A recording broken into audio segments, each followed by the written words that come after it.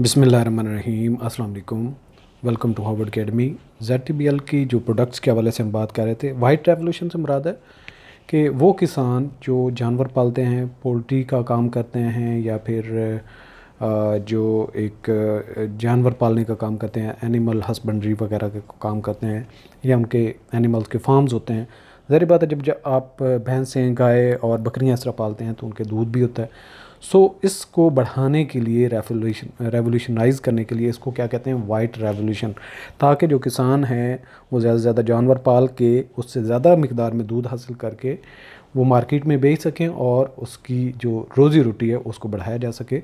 तो ज़ाहिर बात है अगर उनको मॉडर्न टेक्नोलॉजी या अच्छे तरीके से जानवरों को उनकी फूड, उनकी डाइट का मैनेज किया जाए तो उनके दूध की मिकदार बढ़ाई जा सकती है। In order to modernise the dairy farming for increasing milk supply and mitigate poverty in country and improving the living standards of the rural inhabitants. A strategic partnership between ZTBL and MIS Pakistan Dairy Development Company has been agreed upon, and an agreement in this regard has been signed on 6 June 2007. इसको white revolution कहते हैं। इसके अलावा loan की scheme मुख्तलिफ हैं, जिसमें एक सुपरवाइज्ड एग्रीकल्चर के नाम से स्कीम है।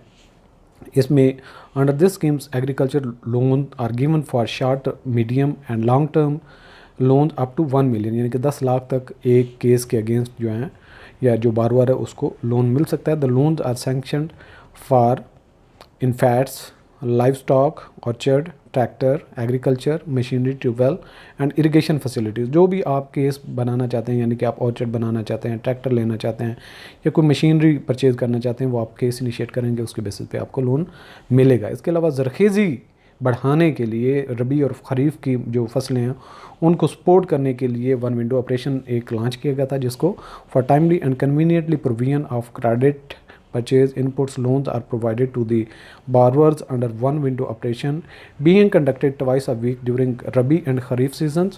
और इसकी एप्लीकेशन सबमिट करने के 3 दिन के बाद आपको लोन डिस्बर्स हो जाता था। Application processed on the same day where as sanction payments are made within 3 days at the branch.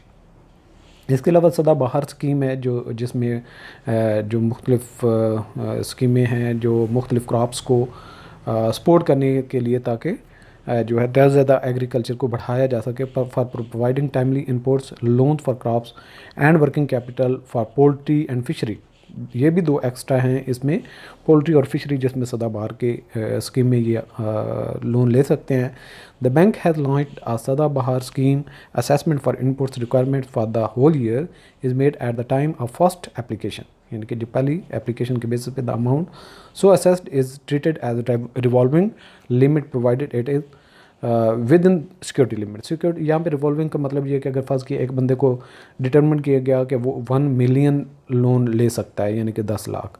अब उसने लेट्स सपोज उसके 18 महीने का पीरियड था, अब 6 महीने गुजरे तो उसने लोन पे करके अब उसका रह गया था 3 लाख जो उसने पे करना था। अब उसकी लिमिट चूँकि 10 लाख थी और 12 महीने 6 महीने गुजरने के बाद अब अगेन उसको 18 महीने के पीरियड के लिए 7 लाख मज़ीद दे दिया जाएगा, ठीक है। तो जिससे 7 लाख और 3 लाख ये 10 लाख उसका अगेन उस रिवॉल्विंग की लिमिट में रहेगा और अगेन पीरियड 18 हो जाएगा। तो जो जितना पेमेंट हो गया मज़ीद आपको लोन मिल सकता है, तो उसको रिवॉल्विंग कहेंगे। इसके अलावा टी फाइनेंसिंग स्कीम है। चूँकि आपको पता होगा कि पाकिस्तान में ज़्यादातर जो टी है वो इंपोर्ट की जाती है, जिससे फ़ॉरेन रेमिटेंस यानी कि आपको डॉलर्स में पेमेंट करना पड़ती है, तो रुपी उससे वीक होता है, डॉलर की वैल्यू बढ़ जाती है डिमांड बढ़ने से। तो इस वजह से इसको थोड़ा सा कम करने के लिए जो हमारे इंपोर्ट के बिल्स हैं, तो ये प्रोग्राम जो है टी फाइनेंसिंग स्कीम के नाम से लॉन्च की गई थी। चूँकि ये स्पेसिफिक एरियाज़ में पॉसिबल है जहाँ पे टी की फसल काश्त हो सकती थी, तो उन इलाकों को सपोर्ट किया गया था, उनको लोन वगैरह दिए गए थे in order to increase the tea cultivation in district Mansehra, Swat, Matta और Shanglapar and Dir in Malakand division. Tea financing scheme has been introduce which would not only save the hard earned foreign exchange but would also help improve the socio-economic condition of the inhabitants of the area।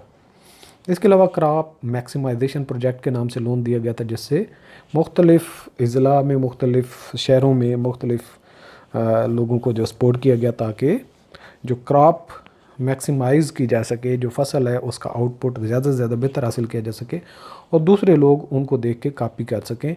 तो जो 109 villages ऐसे थे जिनको ये scheme में include किया गया था। Government of the Pakistan has launched crop maximisation project in 109 villages in various districts throughout the country to increase the productivity yield of crops.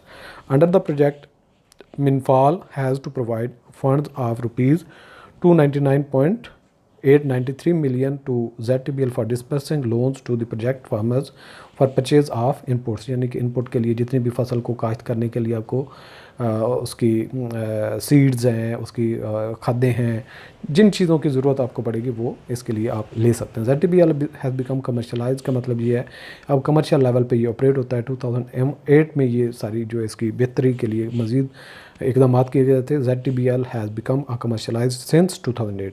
The reforms have been established as a key RFI of the country by expanding its private sector role.